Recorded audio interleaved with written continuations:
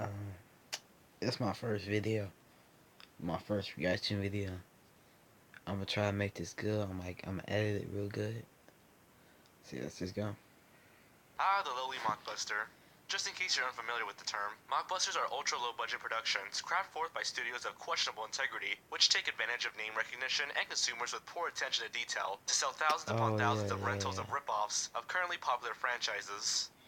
The most successful of these studios, the Asylum, has been in business for almost 2 decades, and are responsible for such beloved favorites as the Da Vinci Treasure. I told you I'd be here for the payoff. Atlantic Rim. Maybe it should be in the corner. Maybe that's better. And everyone's favorite, Snakes on a Train. I didn't know they made a remake of that. Yes, the Asylum will be making an appearance or two here. Despite relying solely on bargain basement production values, crappy CGI, theft, and deception, these studios remain in existence because, well, what they do works. Asylum has never produced a film that failed to make back twice its budget.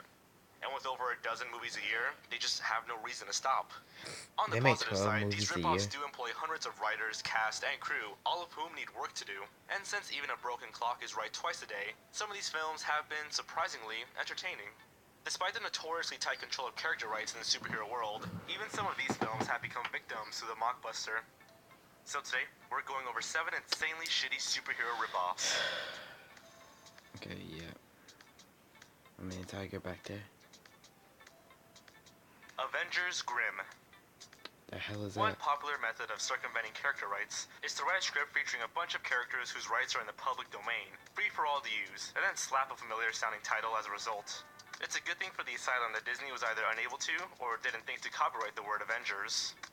As implied by the title, our heroes are edgily updated versions of beloved storybook characters. Pursued by such badasses as Sleeping Beauty, Rapunzel, and Snow White, the villainous Rumpelstiltskin attempts to use his brainwashed Red Riding Hood to help him open an interdimensional portal and get back to fairy tale world. One extremely conspicuous nod to Marvel is in the character of Iron John, a Hulk-looking thing with a Stark-like name who probably likes to smash things a lot. As a final insult, this character is played by veteran actor Louis Ferrigno, who of course played the Hulk in the old TV series, and voiced the Green Goliath in the second entry in the MCU, 2008's The Incredible Hulk. Sinister Squad. Now, try to get your head around this. Sinister Squad is the sequel to Avengers Grimm. That's right. This film represents the first time ever that a mockbuster studio ripped off a property to serve as a sequel to a film for which they ripped off of a rival studio. I forgot I was recording this for a minute. Of course, this could only work by once again paying the barest lip service to DC supervillain team-up, with a quote-unquote good guys use bad guys to fight even worse bad guys plot being the only common thread. These bad guys include the Big Bad Wolf, the Queen of Hearts, and of course, Rumpelstiltskin. Although unfortunately not being played by the same actor, he was recasted with some guy who apparently gives off more of a Jared Leto Joker-y kind of vibe. The plot involves bringing all these bad guys together to stop some kind of doomsday cult from bringing about the end of the world. Why they couldn't ask the good guys instead is unclear. Given the public domain nature of the properties involved, it seems unlikely that this will be the last time we see the Asylum storybook superhero universe. Rise of the Black Bat. A relative newcomer to direct-to-video track, Tomcat Studios has been churning out quickie horror films with titles like Lizzie Borden's Revenge and Mansion of Blood since about 2010. Any filmmaker will tell you that horror movies are the cheapest to produce and carry the biggest potential upside.